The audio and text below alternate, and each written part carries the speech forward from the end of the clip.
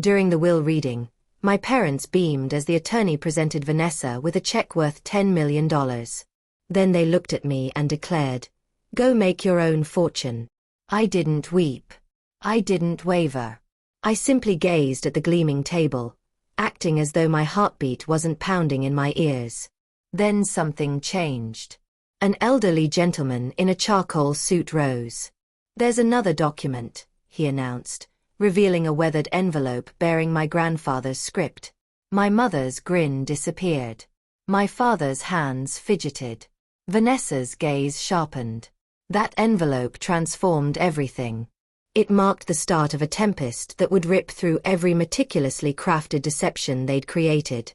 And it began in a location I hadn't visited in over 12 months. My grandfather's property on Charleston's periphery, where the breeze once felt like sanctuary and now bore the burden of hidden truths. I hadn't returned to the property since the season before my grandfather died. It felt odd how something so recognizable could seem so strange. The stones crunched beneath my feet as I exited the vehicle, and the chimes on the veranda, once the melody of summer evenings and iced tea steeping on the ledge, now rang empty, remnants of something vanished. I paused before rapping. The ivory paint on the entrance had peeled, unchanged as ever. The magnolia branches still tilted slightly eastward, but I felt unwelcome. When the door groaned open, I anticipated quiet. Instead I heard, "So, you've finally chosen to appear." My grandmother's tone remained unchanged, still keen enough to slice crystal. Her limbs were folded, her chin firm as granite. I remained motionless, searching for something, anything in her expression.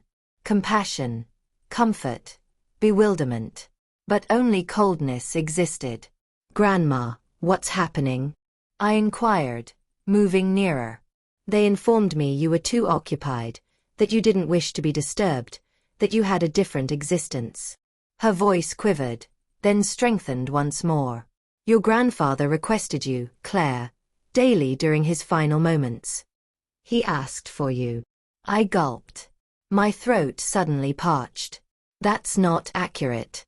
I attempted to telephone. "I visited in March. Vanessa was present. She claimed nobody was home." Grandma's eyes contracted. "We were present. We were always present." There was an extended, agonizing silence. Then she pivoted and vanished into the dwelling without speaking. I pursued her inside, the atmosphere denser within, as if the barriers were containing their breath. She returned carrying a worn leather notebook. "This is the contact he kept dialing," she said, offering it to me. I identified his penmanship immediately, angular and precise, with merely a trace of incline. "But the contact on the sheet isn't mine." "Grandma, this isn't my contact." "Not remotely similar. I've maintained the identical one since university." She examined the notebook, her eyebrows drawing together. "They informed us you altered it, that you didn't desire to be located, that you were embarrassed by us." "No," I said, retreating toward the barrier for stability. "They deceived you. They separated me from you deliberately." Her hands quivered. She descended slowly into the faded floral chair beside the hearth, as though her knees had surrendered. "They informed me the service was at midday," I whispered. "I arrived at the chapel and it was vacant." She gazed up, her face ashen. "The service was at 9 o'clock, she said quietly. "They informed everyone you didn't attend, that you didn't care." My breathing stopped. I would never have missed his service. Never. For an instant, the room was silent. Too silent. And then I sensed it, like a fracture in the barrier, my chest constricting, my sight clouding. I collapsed beside her, grasping her hand like a youngster. "I didn't realize," I said. "I didn't realize he was even ill until it was too late." Her voice gentled, her hand touching mine. "We understand the reality now. That's what's important. We understand." We remained there for an extended period. The quiet wasn't uncomfortable. It was weighty, dense with everything unspoken. The ancient timepiece on the shelf ticked more loudly than I recalled. Outside, The breeze intensified and swept dried foliage across the veranda like unsettled recollections. Finally, Grandma rose. Her hands trembled slightly, but there was a flame behind her eyes I hadn't witnessed in years. "I'm contacting them," she said. "Contacting whom?" She didn't respond initially. She approached the old circular telephone on the kitchen barrier, the one Grandpa refused to update, and started dialing. Each rotation of the dial felt intentional, weighted, like emphasis to a statement she delayed too long to compose. I observed her fingers, thinned by years, but firm with determination. When the connection established, her voice became frigid and sharp. "Betty, I need you, Jacob, and Vanessa. Here immediately." A muted objection came through the receiver, but she interrupted it. "No, it cannot delay. Be here within an hour." She disconnected without farewells. Then she faced me. "The attorney's en route too." I blinked. "Grandpa's attorney," she confirmed. "Your grandfather. He left certain items directions, but he made it explicit they're to be read only with everyone present. So, that's precisely what we're going to accomplish." I didn't speak. I didn't need to. I simply nodded. For the following hour, I sat at the small kitchen table, drawing my finger along the wood's edge. That table, the identical one where Grandpa used to drink his morning brew while reading scientific publications I sent him from university. The spot where he first inquired about my communication studies. The spot where I once mentioned wanting to study plant memory. And he didn't mock me. I surveyed the kitchen. Identical drapes, identical hum of the aged refrigerator. But the atmosphere had shifted. Footsteps resonated on the veranda. The doorbell chimed. Grandma placed a hand on my shoulder. "Remain here. I'll summon you when it's time." From the kitchen, I could hear them arriving individually. My mother's excessively sweet voice. "Oh my goodness. It smells precisely the same in here." My father's composed, measured tone. "I thought this was resolved already." Vanessa's dismissive exhale. "Seriously, this couldn't have waited until after the estate completes processing." Then silence, and Grandma's voice colder than I had ever heard it. "Please be seated. Mr. Harold Keene is approaching. He'll be reading Walter's final directions." I could envision their expressions. Confused, curious, slightly irritated. They didn't know I was present. They didn't know what was approaching. And neither did I. But deeply, I hoped perhaps just once someone would state aloud what I'd always known instinctively, that what they did wasn't affection, that silence and exclusion and manipulation weren't misunderstandings. They were decisions. The front entrance creaked again. I heard a new voice, steady, professional, the attorney. "This won't require long," he said. "But it must be done correctly." That was my signal. Grandma's voice called out, "Claire, enter now." I stood. My heart raced. And as I stepped through the kitchen doorway into the living room, 3 heads turned in my direction, eyes wide, expressions dissolving all at once. My mother's smile froze. My father's jaw clenched. Vanessa's face paled. The air crackled like electricity. They weren't merely surprised to see me. They were frightened. All 3 simply stared. My mother blinked as though she'd seen a specter. My father adjusted his collar, a nervous habit I hadn't seen in years. Vanessa's mouth opened slightly, but no sound emerged. She looked like someone had snatched the script from her hands mid-scene. I kept my spine straight. If they expected me to cringe, they'd be disappointed. Grandma gestured to an empty armchair opposite them. I sat down slowly, steadying my breathing. Mr. Keene, the attorney, gave me a brief nod, polite but unreadable, then opened his leather briefcase and extracted a thick manila envelope. "This," he began, "is the final will and testament of Walter R. Whitman, recorded and sealed per his request. In addition to the official documents, he has included a handwritten letter to be read aloud." Nobody spoke. He cleared his throat and began. "To my wife, Margaret Whitman." Grandma didn't even blink. I leave our family property, the house, and sufficient funds for her comfort and care. She knows how to find the rest. Then he turned the page. To my granddaughter, Claire Whitman. The room tensed. I felt it. I leave the Whitman Research Annex located at 317 Laurel Creek Road, Charleston, including all laboratory equipment, funding accounts, active research patents, and intellectual property currently filed under Whitman Innovation. A gasp. Not mine. My mother's eyes darted to Vanessa. I kept my hands folded. Mr. Keene continued.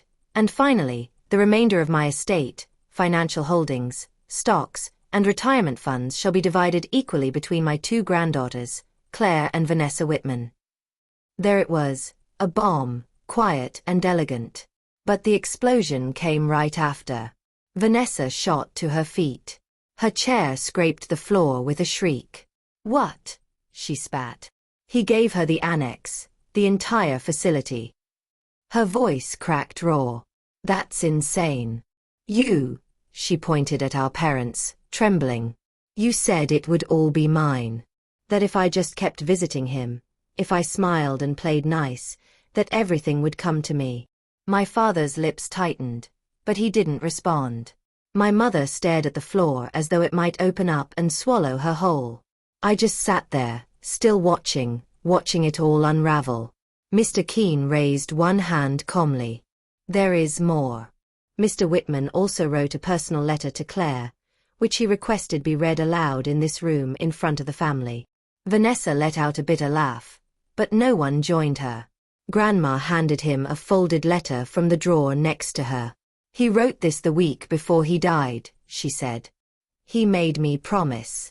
The lawyer unfolded it slowly, careful not to tear the creased paper. Grandpa's handwriting, broad, confident, filled the page. To my beloved Claire, Mr. Keene started reading. If this is being read, then I'm no longer beside you. But my faith in you endures, more powerful than ever. The words struck me like a gentle breeze through an open door. You were always the silent one, the watcher, the contemplator, the one who questioned why when others didn't bother to. Vanessa collapsed back into her seat.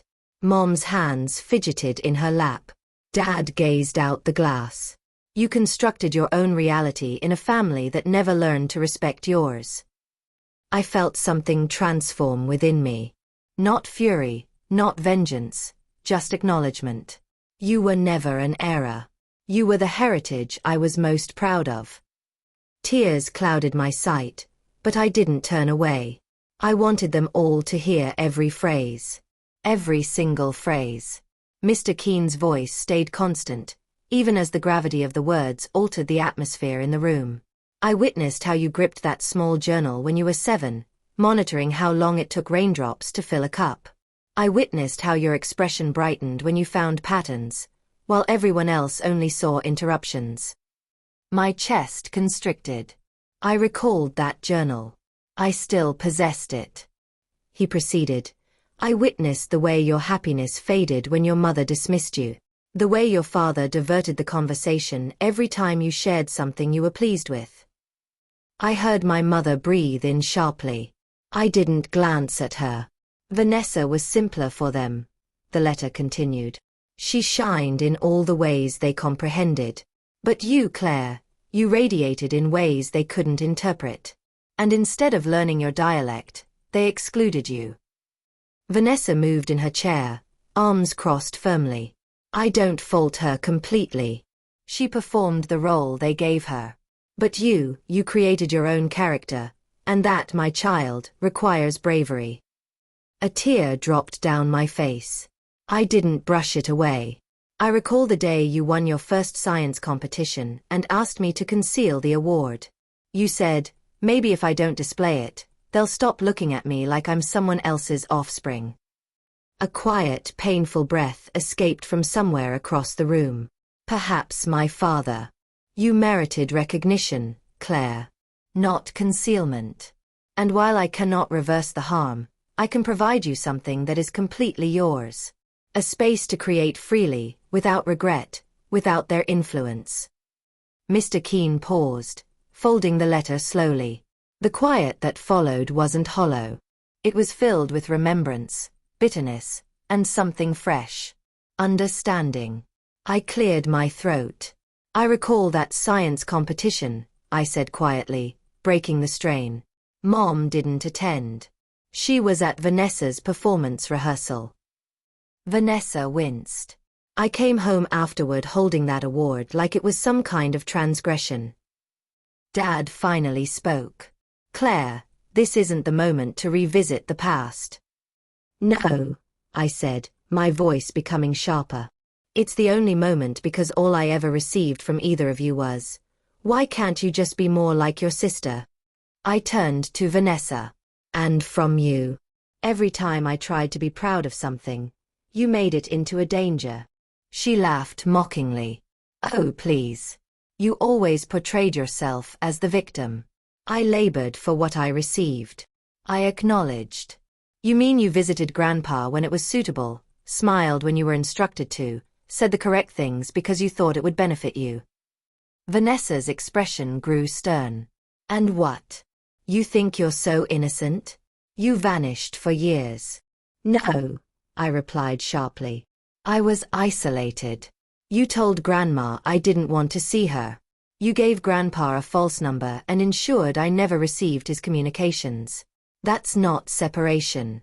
That's elimination. My mother rose suddenly. Enough, Claire. You're distorting everything. This family has endured a lot. This family, Grandma interrupted harshly, has been living a deception, and I allowed it to continue far too long. Mom turned to her, shocked. Mother, don't. Grandma said. I observed you all ignore Claire's suffering. I believed you when you claimed she didn't care. I should have known better. My father moved uneasily in his seat. Look, Claire received her education, her laboratory camps, her journeys. That wasn't free. No, I said. It wasn't. But you didn't fund any of it. Grandpa did. Every single penny, the scholarships he discovered for me, the flights, the publications. You didn't even know where I went half the time. My voice broke. You made me feel like a liability. He made me feel recognized. Vanessa stood up. This is absurd. I was told I'd receive everything. I was the one who remained. I was the good daughter. No, I said calmly. You were the entertainer, the selected. I was the concealed one. But Grandpa didn't forget me. And now you don't get to eliminate me anymore. Vanessa's face contorted. Why should you receive anything? Just because you're a pitiful little genius with a laboratory coat. I smiled just faintly. No, I received something because I gained his affection honestly. And that's the one thing you never grasped. Love isn't a show. Then Grandma stood. She walked to the middle of the room, slow but steady. I regret that Walter left you anything, she said, looking directly at Vanessa. You may have performed the role, but it was never love. It was a deal, and I'm embarrassed I didn't recognize it sooner. She turned to all of them. Depart. You're not welcome here. My mother gasped. Simply. Out, Grandma said again. Now. They didn't move initially. Then Vanessa seized her purse and stormed out, heels striking the wood like rifle shots. My parents followed, bewildered and mumbling about legal contests. And for the first time in my life, they couldn't take anything with them. The door clicked shut behind them. No slamming, just finality. I stood there for a moment, fixed in place, uncertain what to feel. The room was peaceful now, not tense, not explosive, just liberated. Grandma walked past me and sat down slowly on the couch. Her hands, which had shaken moments earlier, now rested peacefully in her lap. They'll return, I said, my voice barely audible. They always do. Maybe, she replied. But this time, we don't have to allow them in. It took a while for that to penetrate. For so long, I had functioned on a silent agreement. If I proved myself enough, if I accomplished enough, if I stayed valuable, maybe I would be recognized. Maybe they would call me daughter, sister, family without hesitation. But standing in that room with the echo of my grandfather's words still lingering in the air, I realized something painfully simple. I had been trying to gain love from people who never had any to offer. And Grandpa? He'd recognized that long before I did. I think I need fresh air, I said. Grandma nodded and I stepped outside onto the back veranda. The planks groaned under my feet, a sound that once meant home. Now it meant transformation. The magnolia trees were still flowering in the corner. Beyond the barrier, the same crimson dirt field where Grandpa once let me construct my first greenhouse as a child. It had fallen after 2 weeks, but he called it a perfect catastrophe. And we'd chuckled about it for years. I thought of that girl, 10 years old, knees soiled, eyes bright, and I wondered how long she had been buried under expectations not her own. When I came back inside, Grandma had placed a kettle on the burner. She moved slowly now, but her actions were purposeful. You know, she said, Walter started planning that research annex 5 years ago, before he even became ill. I looked at her, startled. He told me he wanted you to have a place that didn't require permission to be yourself. I felt the tears before they came. Quiet, clean, no trembling, just release. That night, I stayed in my old room for the first time in years. The wallpaper was worn, the mattress too yielding, but the ceiling still had those glow-in-the-dark stars Grandpa helped me attach when I was 9. I'd made him arrange them in scientifically accurate constellations. He hadn't even questioned it. As I lay there, I realized something else. The house didn't feel haunted anymore. It felt recovered. The next morning, I prepared coffee for both of us and brought it to the kitchen table, the same one I used to avoid when my parents visited. Grandma folded the newspaper and gave me a weary but warm smile. So what now? She asked. I think I go see it, I said. The annex, the laboratory. She nodded. He'd appreciate that. I looked out the window. The sunlight broke gently across the magnolia branches. For the first time in a long while, I didn't feel like I had to flee, prove, or explain. I didn't feel invisible. And that, more than money, more than any inheritance, was the first real gift I had ever received from this family. The one person who believed in me had left behind something greater than legacy. He left me permission to start again. The first time I saw the annex, it didn't look like a laboratory. It looked like a converted barn, and that's exactly what it was. Nestled at the far end of a dusty road off Laurel Creek, the building had wide beams, a tin roof, and a pair of double doors that looked like they belonged on a horse stable, not a research facility. But inside was magic. The space had been completely renovated. Glass panels lined the east wall, allowing in full morning light. Tables were neatly arranged with untouched lab equipment. Microscopes, centrifuges, data tablets, and a 3D printer still wrapped in plastic. Shelves held unopened boxes labeled with my name. In the center of the room stood a workbench. On top of it, my childhood notebook, the one I thought I'd lost in college, the one with torn pages and messy handwriting and tiny diagrams of honeybee communication systems. My knees almost gave out. Grandpa hadn't just built me a lab. He built me a home for my mind. During the following weeks, I relocated to the annex permanently. I hired 2 graduate students, Tara and Micah, colleagues from my university program who shared the same persistent belief that science could still be compassionate. We began modestly. A local grant for micro-irrigation research. Then a collaboration with a regional farming cooperative to test sustainable crop rotations. We made errors, damaged equipment, wept over declined grant applications and faulty data models. And yet, we continued appearing every day. I opened the doors to a place that didn't require me to justify myself. A place where concepts weren't mocked, just examined. A place where being too passionate or too reserved or too intelligent wasn't something to regret. One afternoon, after a particularly harsh funding rejection, I found myself alone in the annex. The others had departed, the lights were lowered, and I sat on the floor by the storage cabinet, surrounded by printouts and empty coffee mugs. I reached into my bag and retrieved Grandpa's letter, the one I asked Mr. Keene to let me retain. I unfolded it, found the line I'd read 100 times already, and whispered it into the room. You wrote your own role. It wasn't just encouragement. It was guidance. That night, I composed a new proposal, not for another irrigation system, but for a youth science program based in rural schools. A program for the children like I used to be. Quiet, inquisitive, overlooked. We named it the Little Scientist Initiative. Our first year, we worked with just 12 students. They came from towns where schools still used outdated textbooks, and no one had ever brought a microscope to class. We gave each child a leather-bound notebook, a replica of mine, with Grandpa's words stamped on the first page. Write the things they don't understand. One day the world will. That fall, a timid girl named Amber, barely 13, hair always in her face, showed me pages of behavior observations she'd done on her own. Her calculations were awkward, her grammar was chaotic, but her mind brilliant.